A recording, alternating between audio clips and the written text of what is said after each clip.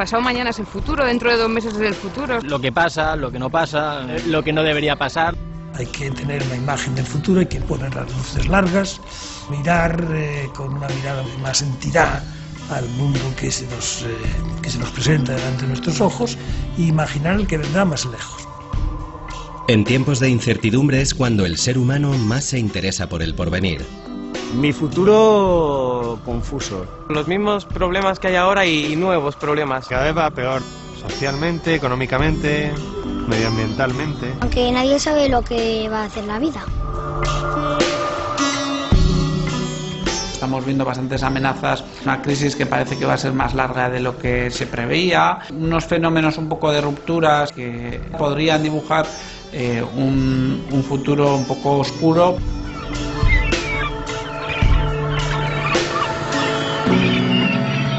Viajamos al futuro, el lugar en el que todo está por ocurrir. La diversidad social y humana ha aumentado y aumentará más. El concepto de unidad familiar se está transformando totalmente. Lo que era ciencia ficción, cada vez menos ciencia ficción. Biológicamente estamos preparados para llegar a tener seguramente 120 o más años y llegar sanos, pero ¿cómo? Esa es la pregunta.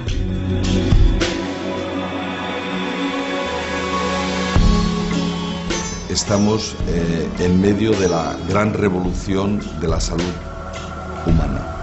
¿Va a mantenerse esto en la próxima década o 2 décadas? Si seguimos de esta manera, necesitaríamos 2 tierras y media. El asunto en estos momentos es qué va a pasar con el mercado laboral. Si salimos de esta...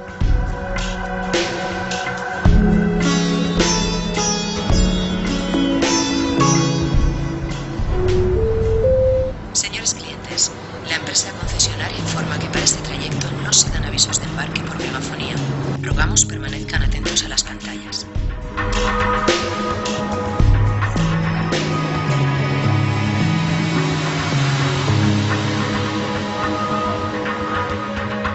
Cuentan algunas previsiones astronómicas que en 2036 el asteroide Apophis pasará muy cerca de la Tierra. Y hay quien sostiene que podría impactar contra el planeta, causando todo tipo de plagas bíblicas, cuando no directamente la extinción de la especie. Para entonces, Marina tendrá 35 años, y si se cumplen sus sueños infantiles, el Apophis la encontrará paseando perros. En 2036, Eire cumplirá 25 años, sabiéndose hija pionera de un nuevo tipo oficial de familia.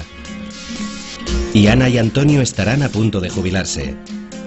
Pero antes de que llegue ese momento, la humanidad tendrá que sortear varios finales del mundo previos. Y algún que otro reto más validado. El problema del agua va a ser un problema extraordinariamente grave, un problema fundamental, la distribución de un recurso escaso, que es el agua, cómo se hace. El problema que tenemos clarísimamente es la sobrepoblación mundial. No tenemos capacidad de producir tanta alimento para tanta gente. Dentro de los 30 o 40 años estamos hablando de los clarísimos aumentos de temperaturas en todo el planeta. Señores viajeros, la tripulación quiere agradecerles que nos hayan escogido y esperamos que disfruten del viaje a 2036. Podremos ir a velocidades de punta cercanas a los 400 km por hora sin problemas.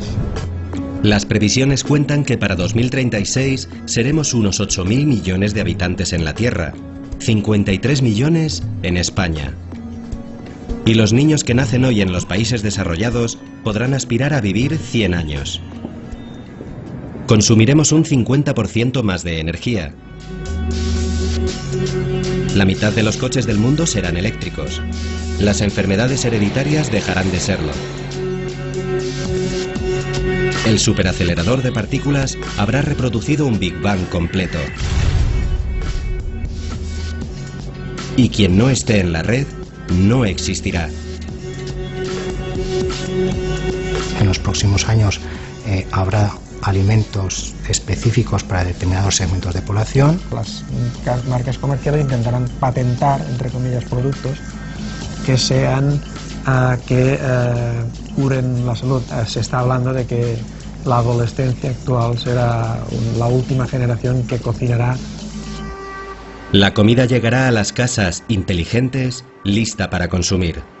La transformación tecnológica será global y el mundo se medirá en dimensiones gigantes o a escala nanométrica.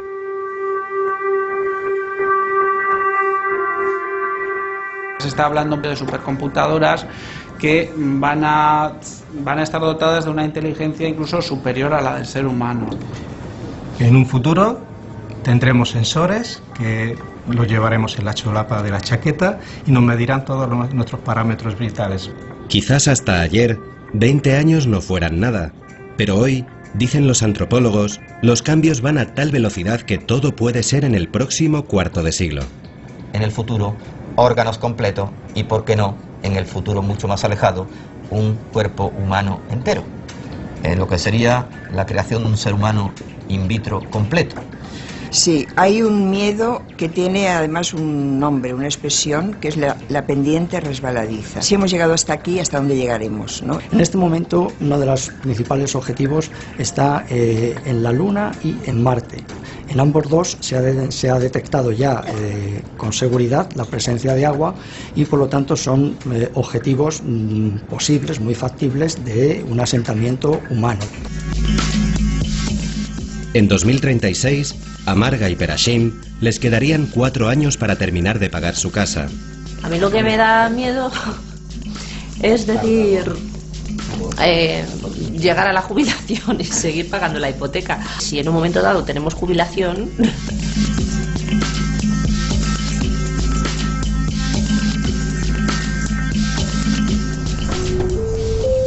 Señores viajeros, en este momento el trazado nos obliga a reducir la velocidad. El tiempo perdido ya lo recuperaremos. A reducir la velocidad se le llama desaceleración.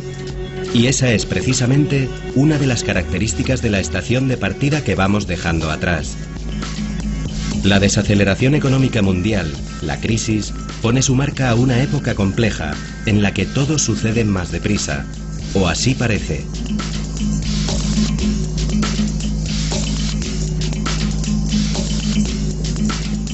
Estamos en una situación de cambio constante. Lo que pasa es que muchas veces las herramientas y los conceptos con los que habíamos estado investigando las cosas han dejado de servir. Julio Pérez es investigador social del CSIC. Su trabajo consiste en bucear entre datos estadísticos para conocer cómo está constituida la sociedad actual y qué puede esperarse a corto y medio plazo. Luego nos dirán a los demógrafos que nunca acertamos, y es verdad. Pero las tendencias parecen bastante claras. Hemos cambiado de mundo, en demografía ha habido una especie de clic, hemos pasado a otra cosa, que no tiene precedentes, no ha pasado nunca, y es que vivimos, todos los que nacen prácticamente tienen toda la vida por delante y van a vivir todas las etapas de la vida.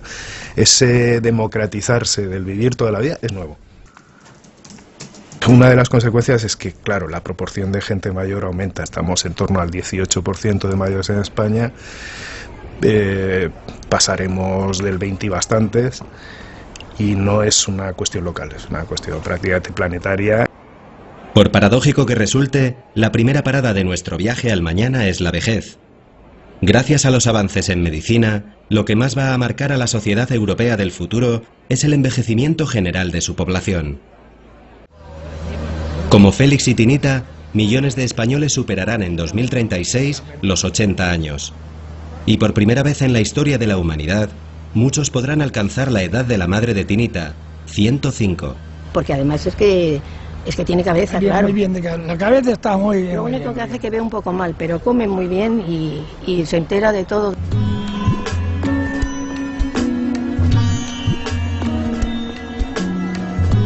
Hablando de demografía, ¿qué necesidades tendrá esta población? Pues una población que tiene problemas o pérdida de capacidades en la masticación, en el tono muscular, en piezas dentales, en problemas de deglución, digestión. Entonces, ¿qué alimentos habrá que desarrollar para realmente cubrir estas necesidades?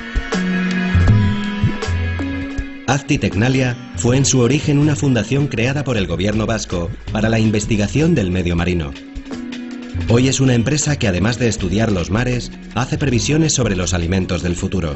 Para conocer el escenario futuro, qué pasará dentro de estos 25 años, trabajamos siempre con ejercicios de prospectiva, que vendría a ser como el género narrativo de la ciencia ficción. Generamos escenarios y nos hacemos preguntas. ¿Cómo será el consumidor? ¿Qué necesidades tendrá? ¿Dónde comerá? ¿Qué productos? Principalmente los escenarios tienen que ver con la demografía, con aspectos sociales, con aspectos económicos y con aspectos tecnológicos. Y en esos escenarios de futuro, el consumidor de la tercera edad ocupa cada vez más espacio. En 2011, el número de mayores de 60 años supera al número de niños y jóvenes juntos, una progresión que irá en aumento. El ser humano vence los límites de la biología y se encuentra nuevos retos. Lo que prevemos, claro, es que haya un aumento absoluto de casos. No porque aumente la enfermedad realmente en sí, pero sí porque en términos epidemiológicos, de frecuencia, la probabilidad de desarrollar la enfermedad de Alzheimer y otras demencias neurodegenerativas aumenta con la edad.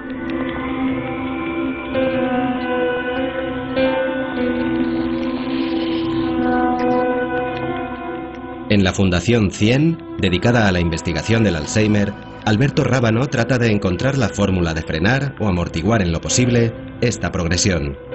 Nosotros estamos seleccionados por la selección natural pues para una determinada longevidad. La hemos superado con mucho. No estamos muy seguros hasta dónde se puede prolongar. Genéticamente también la población humana es muy heterogénea y es decir que biológicamente estamos preparados para llegar a tener seguramente 120 o más años y llegar sanos. Pero ¿cómo? Esa es la pregunta. Mientras se encuentran las respuestas, las previsiones dicen que aumentarán, en algunos casos se duplicarán, los afectados por enfermedades asociadas a la edad, desde cierto tipo de cánceres a las demencias o el Parkinson. Cianotrofia y además muy frontal y temporal. O sea que estos se hacen con un patrón de demencia frontotemporal, pero a la vez con afectación de todas las áreas del Parkinson. Viviremos más años y nacerán menos niños.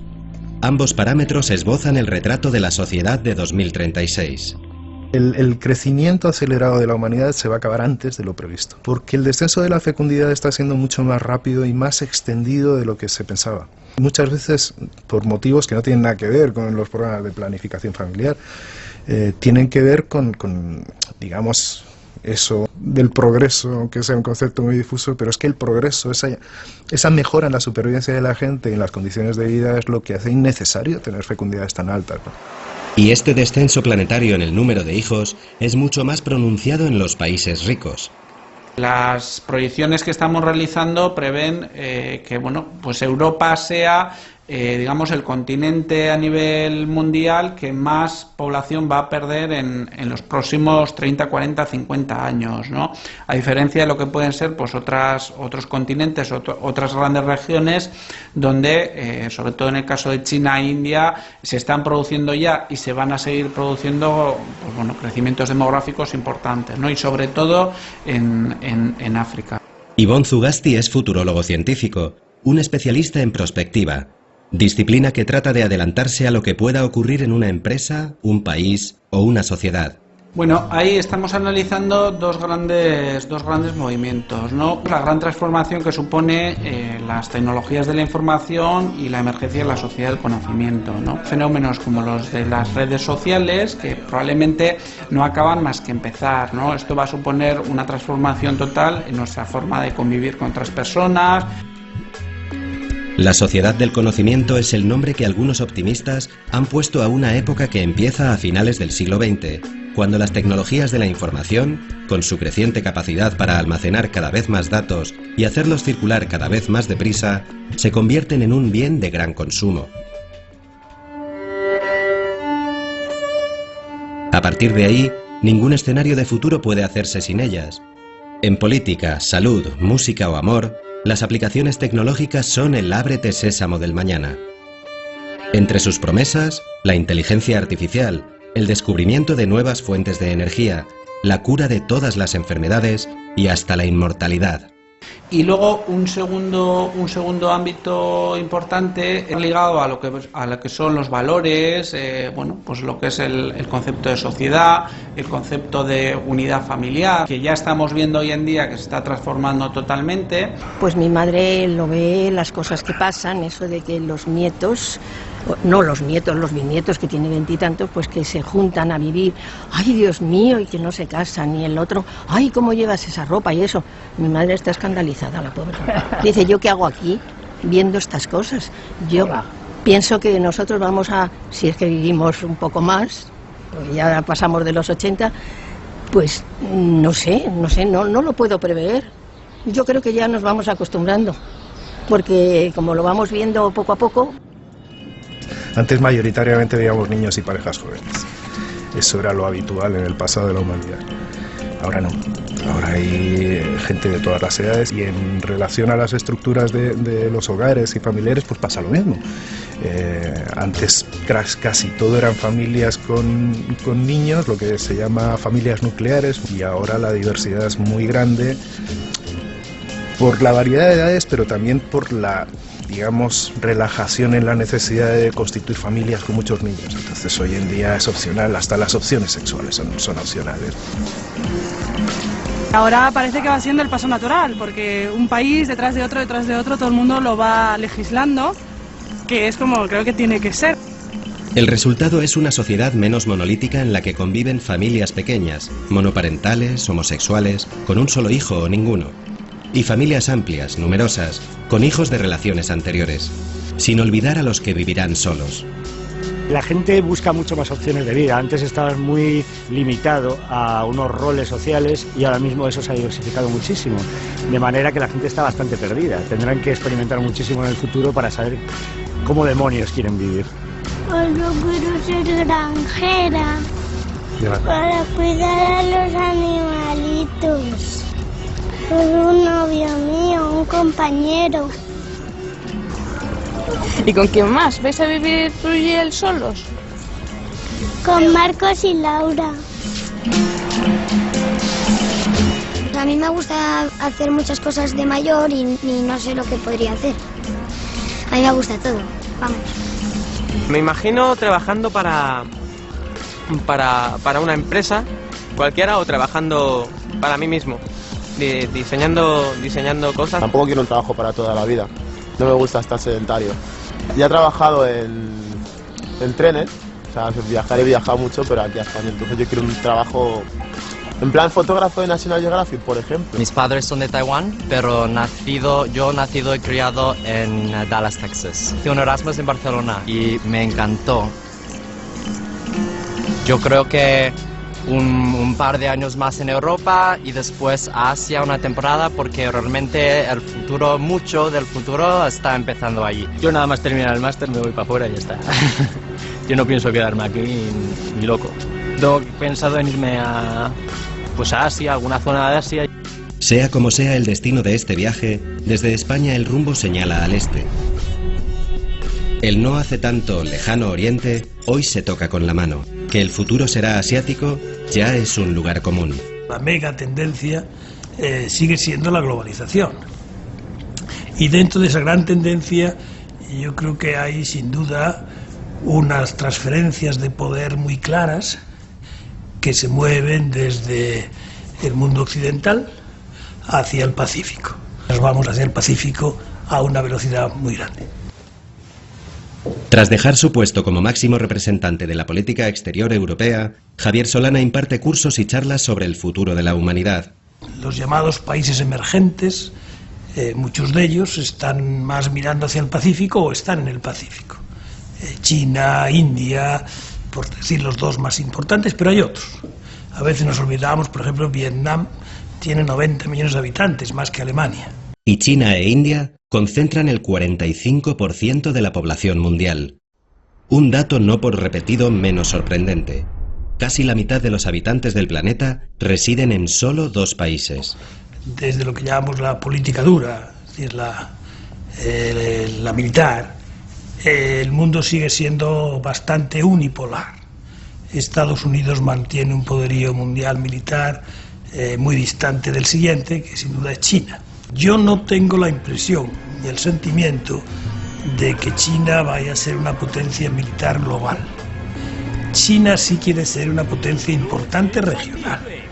Necesita recursos naturales, necesita gas, necesita gasolina, necesita petróleo, necesita materias primas, necesita alimentos.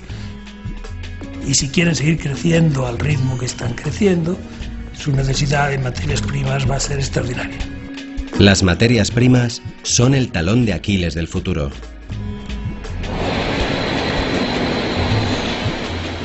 Los recursos no son inagotables, que nuestra huella en la Tierra es, sobre todo la del mundo civilizado, es el doble o el triple de lo que debería de ser. Es decir, estamos consumiendo recursos a unos niveles y a un ritmo frenético y desgraciadamente no va a poder ser así.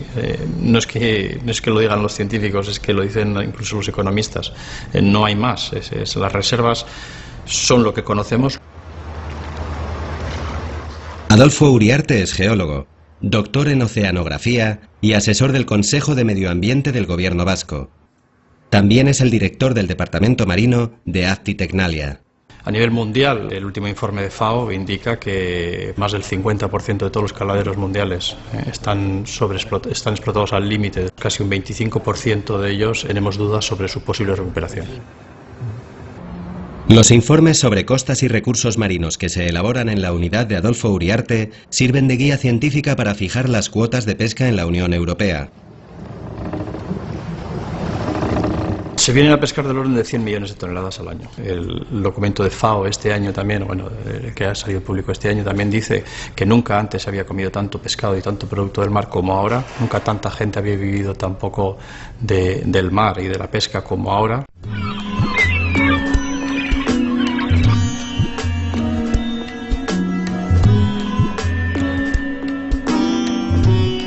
La flota que yo represento como presidente de la Federación de Guipúzcoa es la flota Bajura, y la flota Bajura de Guipúzcoa seremos unos 35 barcos.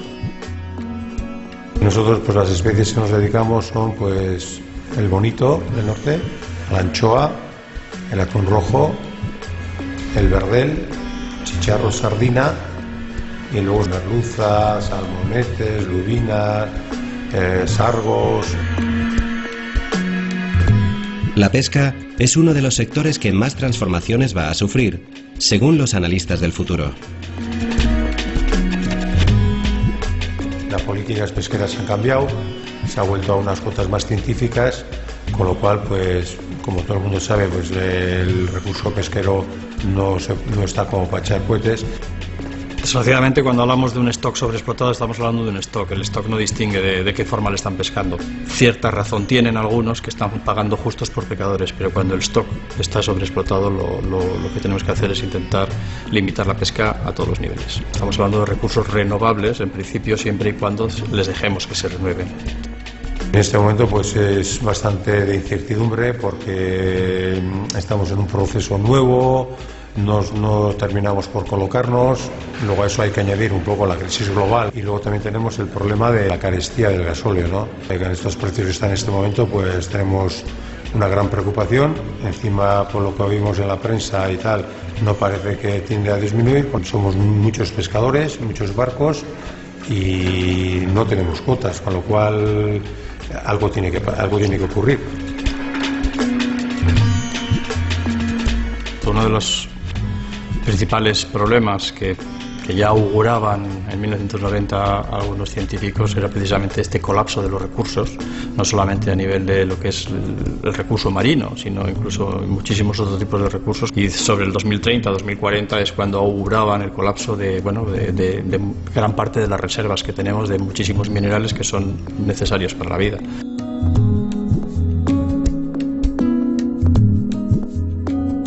En principio se queda a nivel exploratorio En Prospectiker están integrados en el proyecto Millennium, un grupo internacional de análisis y prospectivas de futuro. La sección que dirige Ivonne Zugasti se encarga de 2 áreas, Latinoamérica y los escenarios mundiales del agua, en colaboración con la UNESCO. También una disminución de la población. El agua es un recurso muy importante y va a generar muchos conflictos entre países, entre regiones. No son las zonas más áridas y con más desigualdades sociales las únicas para las que se barruntan conflictos hidrológicos. En muchos países, incluido España, la gestión de las cuencas fluviales está en las agendas de asuntos pendientes. A lo mejor tenemos la misma cantidad de agua, pero no cuando la necesitamos, y eso es un problema para la manera que estamos gestionando el agua ahora mismo. La profesora Ana Iglesias, especialista en economía y agricultura, es uno de los 13 científicos españoles integrados en el panel del cambio climático de Naciones Unidas. En sitios del Mediterráneo como Chipre, que es una isla que no tiene ríos, todo el agua viene de la lluvia, hay clarísimo descenso de las precipitaciones y ya por ley todas las casas tienen que tener doble circuito de agua para no desperdiciar ni una gota de agua. Va a ser un problema extraordinariamente grave y si seguimos con este despilfarro con el que estamos viviendo, pues seguramente no dejaremos a las siguientes generaciones un planeta digno de ser vivido. Entre tanto, 1.100 millones de personas de las generaciones actuales viven sin agua potable. Para 2025, Naciones Unidas predice que pueden ser 3.000 millones los que la busquen desesperadamente. Será, parece, un mañana sediento.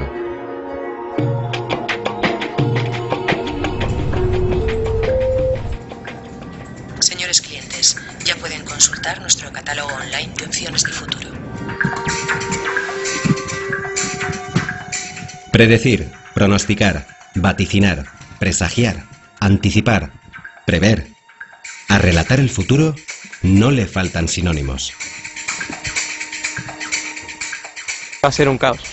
Que ya pues ya seremos ya mayores, ya de camino a eso, a la jubilación. La verdad, lo primero, la contaminación. Eso me preocupa bastante. Ir viendo que desaparece verde me causa como terror. Esperamos que los niños que vienen detrás, y si fuera muy pronto alguno de los que todavía estamos por aquí adultos, pues que nuestra calidad de vida mejore notablemente. Entonces nosotros tenemos puestas todas nuestras esperanzas. Mi futuro confuso. De momento dejarme llevar por lo que existe y tratar de también marcarte tus pequeñas directrices, tus pequeñas metas, pero que bueno, que no deberían ser muy lejanas porque el mundo tiene un componente ahora mismo de inmediatez que te lo impide. Todo va mucho más deprisa. Desde que el ser humano es capaz de pensar más allá de la hora, tiene la necesidad de saber si acierta en sus imaginaciones. Y cuando la realidad se pone difícil, el mañana se convierte en depósito de miedos y esperanzas. Mal. Un caos. Estereotipos, racismo, modas, comida, gobierno. Es que yo creo que es difícil plantearse objetivos, ¿sabes? Porque no sabes lo que nos espera. No puedes decir, bueno, me voy a plantear un objetivo y voy hacia ahí. Es como el sobrevivir. A veces pienso que mejor allí, pero depende de otras cosas. Pienso que mejor aquí, y además si pienso que mis hijas se queden aquí, pues voy a querer estar donde ellas están. Eso sí no lo tengo nada claro. Porque, no sé. En tiempos de incertidumbres, los griegos de la antigüedad acudían al oráculo de Delfos, un templo consagrado a la adivinación en el que dos pitonisas interpretaban los designios de los dioses. La bola de cristal de los científicos a veces falla, ¿no? Y casi nunca es como lo imaginamos y casi siempre acaba siendo mejor de lo que habíamos pensado. La ciencia es el futuro, la sociedad futura es la sociedad del conocimiento, pero la sociedad futura de pasado mañana. No sabemos exactamente cómo ha sido, pero nos damos cuenta que hemos entrado en una situación de una gran complejidad y que a nivel económico, que a nivel social, que a nivel incluso de las estructuras y valores que habían servido hasta ahora no sirven y que seguramente entraremos en poco tiempo en un colapso. Esta especie como hemos hecho las cosas mal, pues tendremos una respuesta que vendrá de la selección natural. En 20-25 años seguramente tendremos un colapso importante. Parece que hay evidencias geológicas de que en épocas pasadas pasó algo similar a lo que está pasando ahora y supuso un cambio drástico en lo que era la vida como se conocía en la Tierra. Señores viajeros, llegados a este punto, la tripulación solo se atreve a decir: abróchense los cinturones. Muchas veces, cuando estamos hablando de las extinciones masivas en épocas geológicas, lo que hemos visto es que precisamente han sido cambios en muy poco tiempo, en muy poco espacio de tiempo, y las especies no se han adaptado.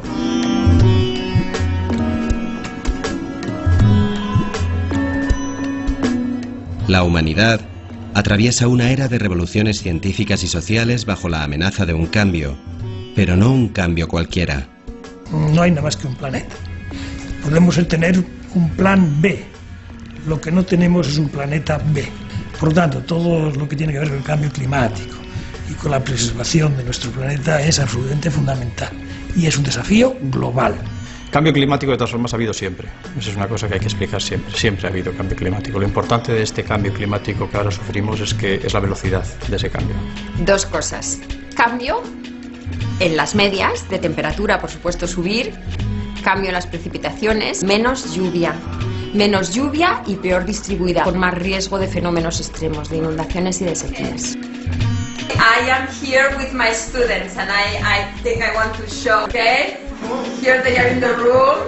El panel internacional de expertos en cambio climático, del que forma parte Ana Iglesias, debe publicar su próximo informe en 2014. La temperatura, todo el mundo sabe que ha aumentado ya casi 1 grado en muchas zonas del planeta, en el Mediterráneo 1 grado seguro. That are buying agricultural land in 4 countries. El grupo de investigación que dirige esta profesora de la Universidad Politécnica de Madrid es el encargado de valorar la incidencia del cambio climático en la agricultura, y al hacerlo han descubierto cómo este puede influir en la decisión de emigrar de millones de personas. Es muy difícil determinar exactamente por qué se mueve la población, las migraciones, pero sí que ya hay estudios que determinan muy bien causas climáticas, y ya se están viendo personas que no tienen otra alternativa en la producción de alimentos, porque tienen muchísima más sequía. Refugiados medioambientales se les ha llamado. Los efectos de estos cambios se notarán en los países ricos, en más de un sentido. Hay más riesgo para fallos de la producción para los agricultores, cada vez tienen más variabilidad, más riesgo.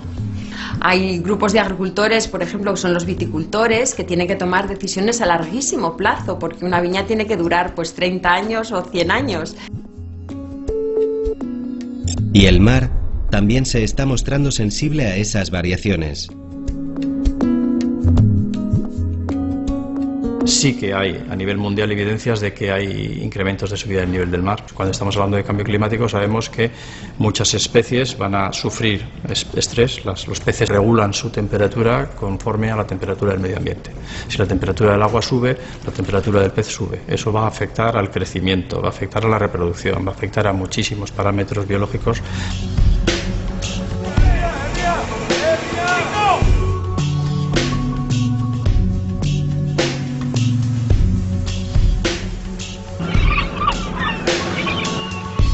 Mar da lo que da, entonces tendremos que empezar a pensar en cultivar esa proteína de pescado en tierra, es decir, y tender hacia la acuicultura, que ya es una práctica habitual. La acuicultura, el cultivo de organismos que viven en medios acuáticos, peces, moluscos o algas, es el sector productivo alimentario con mayor crecimiento en todo el mundo. El futuro va por ahí, el futuro va tampoco porque desaparezca la pesca, como mucha gente dice, no desaparecerá, se mantendrán sus 100 millones de toneladas, quizás dándole mayor valor a ese producto, y luego pues tendremos que seguir pensando en que lo importante es la seguridad alimentaria desde el punto de vista de asegurar la alimentación a toda la población del mundo.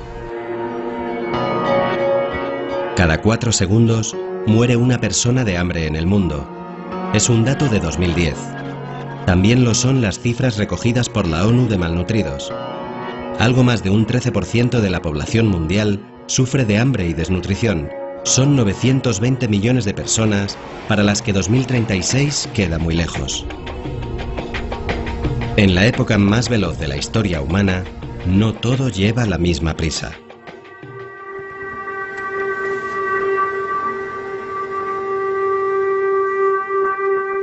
Van a sufrir, seguro, pero que tienen que hacer muchos méritos para sacar los estudios para cambiar el régimen de vida, porque es que se están acostumbrando a vivir de una manera que antes no se llevaba. Entonces, si no se llevaba antes, hay que cambiarla. No creo en Dios, pero tampoco dejo de creer en Él. Es como si no supiera situarlo dentro de mi vida. Puedo verlo detrás de algunas acciones, detrás de ciertas cosas que pasan y en la voluntad de las personas, pero tampoco creo de una forma como para tener una religión. No necesariamente vamos a un mundo laico o un mundo menos religioso. Lo que pasa es que la religión cambia de significado. La religión, de ser una imposición o de ser parte del ambiente en el que tú te criaste, pasa a ser una opción personal también. Y te puedes convertir en budista. Y a lo mejor a lo largo del ciclo vital has pasado por 4 religiones distintas. Eso es un cambio también muy grande. De nuevo ahí la diversidad social y humana ha aumentado y aumentará más. ¿Cómo veo yo el futuro? Aún lento. Y creo que la globalización es una cosa buenísima. Yo tengo mi móvil con las teclas de toda la vida. O sea, yo soy del iPhone, yo aquí con el móvil, con las teclitas. A mí eso no se me da bien. El Minority Report ese. Yo creo que hay un crecimiento tecnológico descontrolado, que no somos capaces de asimilar ahora mismo. Somos analfabetos científicos. Señores viajeros, les informamos que nuestra siguiente parada, la ciencia, tiene conexiones con salud, energía, alimentación y nuevas tecnologías. En el vagón del conocimiento y la investigación, el futuro se escribe en la cabeza de un alfiler y en el espacio infinito. Las predicciones en cuanto a la nanociencia son espectaculares. La nanociencia es la ciencia que estudia y que manipula la materia a niveles extremadamente pequeños. Las dimensiones que tenemos solamente para salirnos de nuestra galaxia son de muchos miles de años luz. Es tal la magnitud que hay en el espacio que muchos encuentros son simplemente casualidad. En el universo hay cientos de millones y millones de galaxias, entonces somos realmente muy pequeñitos. La exploración del espacio forma ya parte de nuestro destino. Uno de los principales objetivos está en la Luna y en Marte. Hay uno muy interesante ahora que es detección de planetas similares a la Tierra. Están saliendo candidatos a cientos. El problema es que están todos muy lejos. El descubrimiento de agua en la Luna y en Marte les ha colocado como objetivos estratégicos. Y en estos momentos se especula con la existencia de una fuente de energía en la cara oculta de la Luna. Esto es un poco dentro de la especulación, pero sí, se habla de la existencia de helio 3, que es un combustible nuclear que podría existir en cantidades suficientes como para pensar en la rentabilidad de una explotación comercial. Ahí tenemos que ser muy prudentes. Señores viajeros, en estos momentos no podemos descartar cortes de energía en algún tramo del viaje. Las 2 próximas décadas se publicitan como una nueva era con una energía más limpia. El principio del fin de la dependencia del petróleo, ese oro negro tan contaminante como productivo. En 100 años son incontables los barriles de crudo que el mundo, sobre todo el desarrollado, ha consumido. Pero el petróleo no es eterno y los conflictos por controlar sus yacimientos se incrementan. De ahí que en todos los foros futuristas se hable de alternativas, fuentes renovables, hidrógeno, centrales nucleares. Sin embargo, y a pesar de estas promesas energéticas, la mayoría de las perspectivas coinciden en señalar que la demanda de petróleo aumentará más de un 50% en las 2 próximas décadas. Ahora tenemos que empezar a hacer esa transición hacia tecnologías y fuentes de energía intermedias, digamos, o bien con algunas renovables como la eólica, la solar, incluso el desarrollo un poco de lo que puede ser las tecnologías ligadas más a fuentes de energía del mar, por ejemplo, ¿no? La maremotriz o la energía de las olas, etcétera, etcétera. Probablemente la gran transición será ya pasar a la economía del hidrógeno hacia 2030 aproximadamente. La sempiterna dependencia de los combustibles fósiles condiciona nuestros hábitos de vida y parece que lo seguirá haciendo. El transporte, el comercio mundial, la producción, el consumo y hasta la moda o la alimentación evolucionarán al ritmo que marque el barril de Brent. Hasta ahora nos hemos permitido seguramente gastar mucho dinero, entre comillas, en transportar productos de distintos sitios del mundo. Pero esto, desde mi modesta opinión, digámoslo así, la evolución hará imposible el consumo de productos de otras zonas del mundo por la evolución de los combustibles, de la energía. Y entonces lo que debemos es recuperar los productos de la zona de temporada, por necesidad. Pere Castells, químico y colaborador desde hace años de Ferran Adrià, es el director de la Fundación Alimentación y Ciencia, donde investigan el futuro de la comida. Pues hay varias tendencias. La que no nos gusta mucho es que la tendencia es que cada vez se va a cocinar menos. Serán alimentos semi-preparados y la intervención de la industria alimentaria en todo este tema, pues evidentemente cada vez será más importante. El sector de la alimentación es uno de los que más dinero mueve en el mundo. Y son miles las investigaciones en marcha sobre el futuro de cultivos, formas de producción, distribución y ventas. Señores viajeros, en las pantallas tienen a su disposición nuestros menús especiales. Pueden realizar su petición directamente desde su asiento. Hoy muchos de los alimentos que hay en las tiendas, en los supermercados, son diferentes a los que había hace 25 años.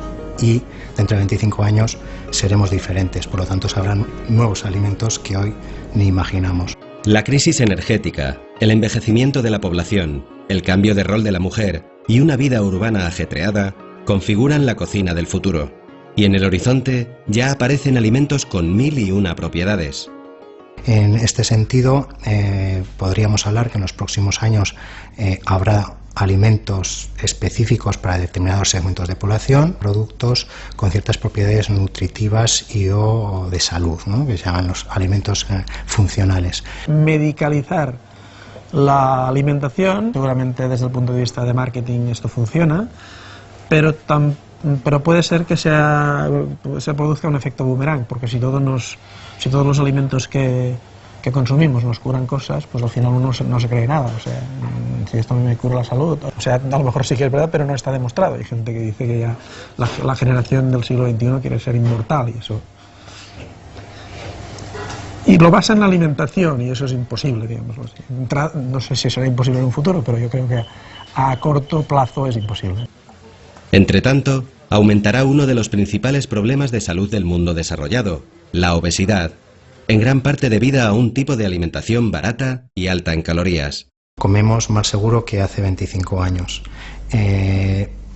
Muchas veces se demonizan alimentos, se amplifican el efecto de las crisis alimentarias, de las dioxinas, etcétera. Hombre, ¿hay más alergias? Pues sí, hay más alergias, hay más intolerancias, pero no te sé decir. Ahí yo preferiría que no lo metierais. Hoy, en miles de laboratorios se sueñan alimentos de los más variados tipos. Hay gente que ya habla de hacer un footprint, poder imprimir la comida que nos vamos a comer ese día átomo a átomo, ¿no? Bueno, esto es ciencia ficción y seguramente no será así. Será de una forma distinta, pero será parecido en cuanto a la capacidad que vamos a tener de poder modificar la materia de esa manera. El Instituto de Nanociencias de Aragón es pionero en la investigación a escala nanométrica. Un nanómetro es la millonava parte de un milímetro. Y los científicos han descubierto que a esos niveles ínfimos e imperceptibles al ojo humano hay todo un universo por explorar. No cabe duda que la nanotecnología va a tener un impacto muy importante, tanto en el avance en los medios de comunicación, en el medio ambiente, en las energías renovables y luego en el ámbito de la medicina. En 2015, el 15% de todo lo que se fabrique llevará procesos nano. Y además estaremos hablando de un mercado mundial del orden de los 2 billones de euros, billones europeos, millones de millones. Para un futuro cercano, la nanotecnología anuncia ropas inteligentes que nos hidratarán la piel o nos proporcionarán vitaminas de las que andemos carentes.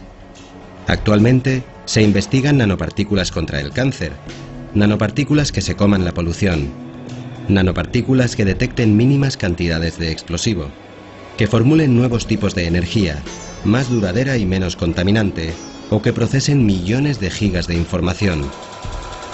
Con esa capacidad, hay quien afirma que antes de 2050, los cerebros artificiales igualarán al cerebro humano. Si llega a conseguirse, estaremos a un paso, aseguran los futurólogos más tecnológicos, de la inmortalidad. Pero antes, viviremos otros cambios fundamentales.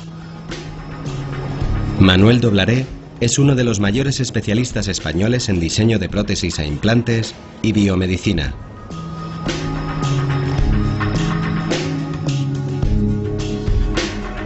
Y se está haciendo un ensayo para caracterizar una malla de polipropileno para hernias abdominales, de tal manera que su comportamiento sea lo más parecido al del músculo abdominal. Estaremos hablando de la propia piel, de los tejidos que componen el ojo, lo que hace el sistema cardiovascular, el corazón, que es un músculo, pero también los vasos sanguíneos.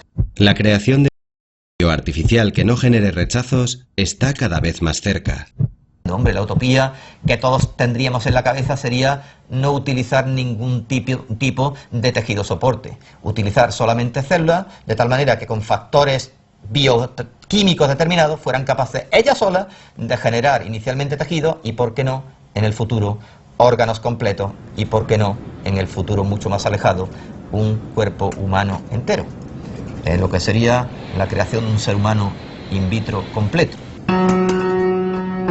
Descifrar la cadena de ADN ha sido uno de los mayores hallazgos científicos de la historia. La investigación genética y todo el ámbito bio que la rodea van a seguir cambiando la salud y la vida de la especie humana.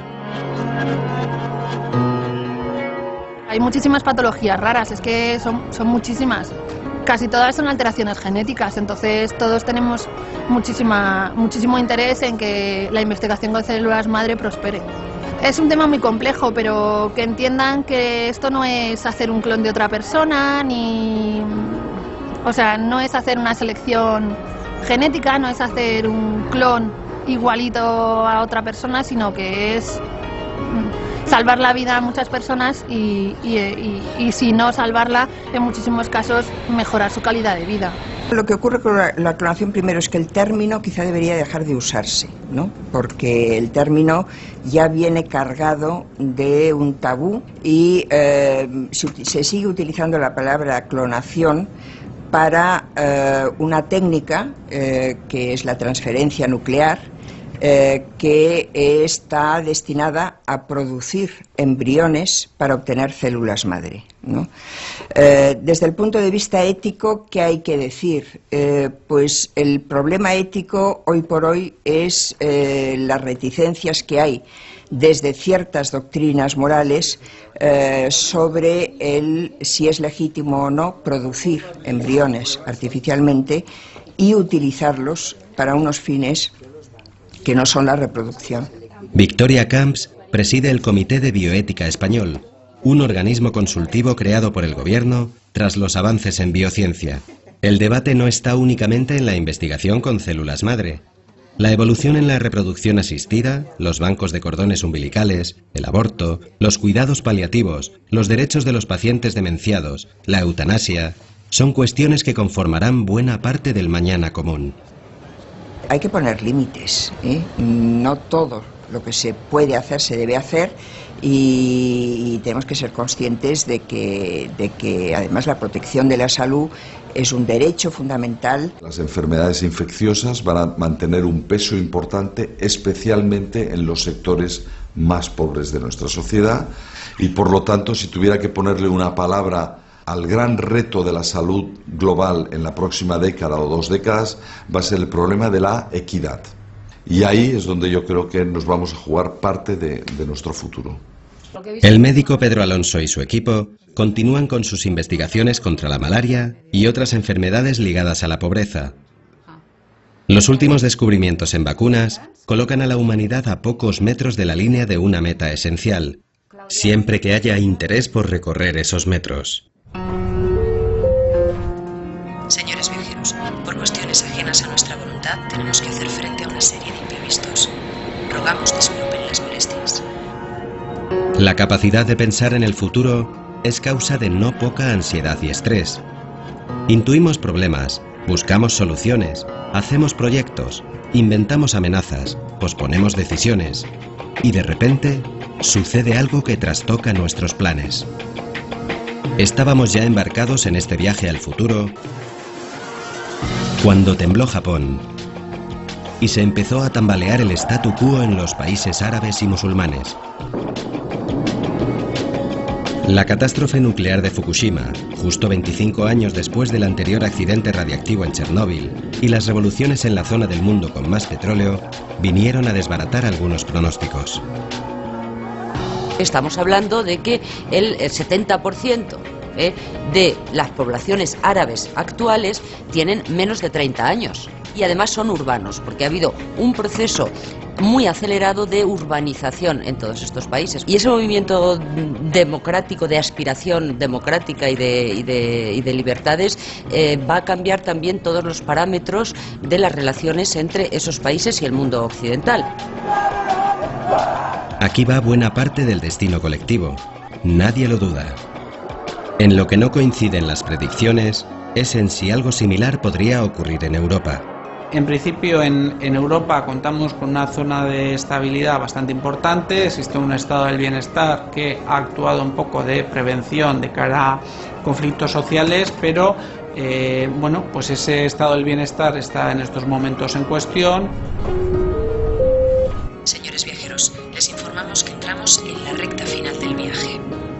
A mí lo que me está empezando a dar miedo es que el sistema de pensiones es un sitio muy dulce, es un caramelo tremendo porque mueve mucho dinero, porque en el futuro podemos utilizarlo como el sitio donde ir picoteando cada vez que haga falta, darle mensajes positivos a los mercados financieros, ¿no? No creo que esa sea la mejor estrategia. Hay quien piensa que es mucho más eficiente que sean instituciones financieras privadas las que mueven esa cantidad de dinero. En ninguna de las previsiones del Fondo Monetario Internacional o del Banco Mundial se menciona una crisis de los fondos de pensiones. Sin embargo, otros sí han avisado. Desde 2008 han quebrado varios seguros privados y ahí puede estar un crack a corto o medio plazo. Un crack como el inmobiliario, dicen analistas nada sospechosos de antisistema. Tampoco en ninguno de los informes más publicitados previos a la crisis actual se hacía mención al riesgo de un crack financiero. Agencias de calificación como Moody's dieron las mejores notas a bancos y entidades que pocos meses después se desplomaron. Sin embargo, esos informes de 2005, 2006 o 2007 sí acertaron al predecir que en Europa se retrasaría de 1 a 2 años la edad de jubilación. Yo pienso que todo lo bien que se ha vivido esta época, digamos entre los 25 años estos que te refieres, me parece a mí que van a sufrir. Me parece a mí que van a tener un descenso y van a sufrir mucho los jóvenes. Me parece, ¿eh? Ahora mismo estamos en paro, como mucha gente. Se acabó lo del trabajo para toda la vida, entonces es otro planteamiento, ni mejor ni peor tampoco, yo creo que simplemente es diferente, lo que pasa es que hay que cambiar un poco el chip. Soy bastante más pesimista, yo creo que por todo, socialmente, económicamente, medioambientalmente, todo el mundo va cada vez a peor. No sé, alguien nos está engañando aquí, alguien nos engaña. Es verdad que es crucial para los sistemas políticos europeos el papel de la clase media. Lo que estamos viendo, el tema de las hipotecas, de familias que dejan de poder pagar su vivienda y que se colocan en una situación de verdadero riesgo social, es verdad que eso en términos políticos y en términos sociológicos es una bomba. Pero me parece demasiado pretencioso querer hacer política ficción. Pablo Iglesias investiga en las nuevas formas de intervención política que genera Internet. Las revoluciones en los países árabes parecen haber sido el bautismo para una nueva herramienta de lucha social. ¿Cuál es la estructura de los movimientos sociales actuales? Estructura red. Las redes sociales, Facebook, Twitter, todo esto lo que tiene verdaderamente valor en términos políticos es la construcción de nuevas formas de participación democrática a través de las nuevas tecnologías que definen la economía y la política en el mundo actual, las tecnologías de la información y las comunicaciones. Las posibilidades que abren las redes sociales son cruciales. ¿Dónde está lo que produce beneficio ahora en buena medida? En los cerebros de la gente. La mejor prueba de esto, los derechos de propiedad intelectual. El poder está en nuestras propias cabezas. Si el poder está en las ideas, si el poder está en el conocimiento, habrá que actuar en el conocimiento. Las nuevas tecnologías están cambiando nuestra forma de vivir, de entender las relaciones sociales, de crear. Surgen nuevas herramientas, nuevos conceptos y hasta nuevos instrumentos musicales. En la red de hoy se está configurando la cultura de las próximas décadas. Ningún ámbito escapa a la influencia de la revolución tecnológica. La tecnología no es agnóstica, entonces hay que hacer un esfuerzo para desarrollar tecnologías que también permitan a las culturas de todo el mundo expresarse en su idioma auténtico, en su estética, en su música, en su manera de entender el mundo que le corresponde. La prospectiva, el estudio del futuro y sus distintos escenarios, que había permanecido arrinconada décadas, recobra bríos en un siglo XXI inquieto. Por doquier surgen análisis a medio y largo plazo, futuribles, objetivos estratégicos. Hay que tener estrategias, no basta con tener tácticas, hay que tener estrategias, porque la política, en cierta manera, es eso, es civilizar el futuro y hacerlo presente. Mientras, en la red se multiplican los mensajes apocalípticos y aumentan las llamadas a las pitonisas televisivas. Según los entendidos en videncia y esoterismo, las consultas habrían aumentado casi un 50% desde que en septiembre de 2008 cayó el banco de inversiones Lehman Brothers. Señores viajeros, ya pueden enviarnos sus peticiones de futuro. Todos los españoles, vivan donde vivan, estarán a unos 15-20 minutos de una estación de alta velocidad. Muchas gracias por habernos elegido para su viaje y buen regreso.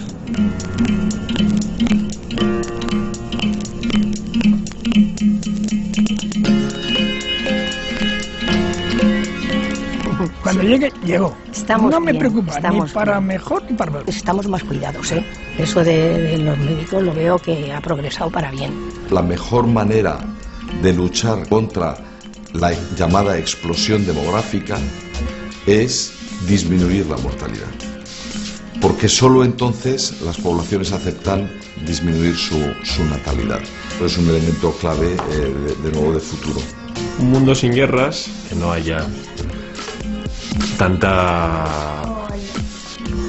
injusticia en sentido de la política internacional, y yo creo que eso influye en la vida día a día. Yo creo que hay que evitar tener miedo. Nuestro horizonte no contempla la guerra. Hay que hacer todo lo posible para que los demás tampoco la padezcan. Una de las cosas fascinantes y al mismo tiempo aterradoras de la política es que se pueden hacer pocas previsiones que se vayan a cumplir. Yo si pudiera elegir me encantaría que cambiaran los valores, que cambiaran. El mundo que se encuentre Nuria cuando sea mayor. Y el mundo no se dirige hacia eso. Va a ser algo como más competitivo, más duro, más inestable. Si el progreso no existe, si realmente solo envejecemos y no hay nada más que cambie, yo creo que tendremos problemas bastante más graves todavía que el de las pensiones. Lo que vamos a tener es una catástrofe. Yo no lo creo. Que la situación de las mujeres siga mejorando, que queda mucho camino por delante. Que tenga un mundo mejor, que no haya el ambiente que hay con estos políticos que no dan nada de esperanza. Nunca había habido una evolución en el planeta, cerca de 7.000 millones de humanos, nunca había habido tanto conocimiento, nunca el planeta había sido monitorizado para saber qué pasa en la atmósfera en otros sitios, nunca ha habido una capacidad de pensar en red. Todo esto, estoy diciendo que una mala gestión del conocimiento, y eso es un gran aviso para navegantes. Yo pienso estar con un pareo y unas chanclas en una playa, eso es lo que quiero. Y wifi. Los grandes cambios en la Tierra se han producido por el impacto de meteoritos de un tamaño considerable. ¿Qué es lo que nos pueda deparar el futuro? Nadie lo sabe. Pues a mí me gustaría tocar la luna alguna vez, vamos, como un sueño.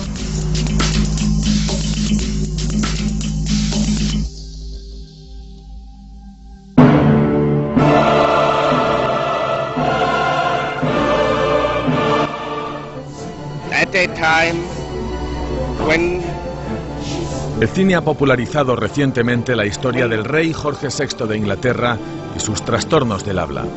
This country was still under the cloud. Los músculos de la mandíbula se le contraían y le costaba muchísimo trabajo pronunciar las palabras. El rey utilizaba la palabra infierno para describir cómo se sentía cuando pronunciaba un discurso.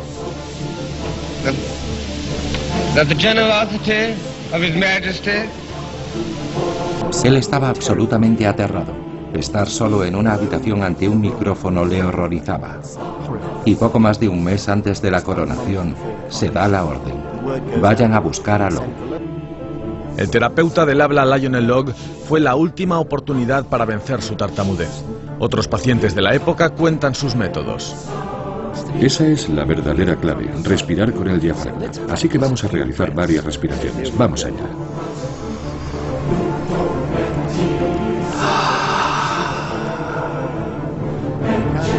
La mano justo encima del ombligo y asegúrate de levantarla constantemente para crear una columna continua de aire en la tráquea. Eran años difíciles y los británicos necesitaban, además de un monarca, un líder. ¿Podría un rey tartamudo encontrar su voz para dirigir el imperio? La palabra coraje surge en todo momento. El coraje del rey para enfrentarse a los problemas que se le presentaron.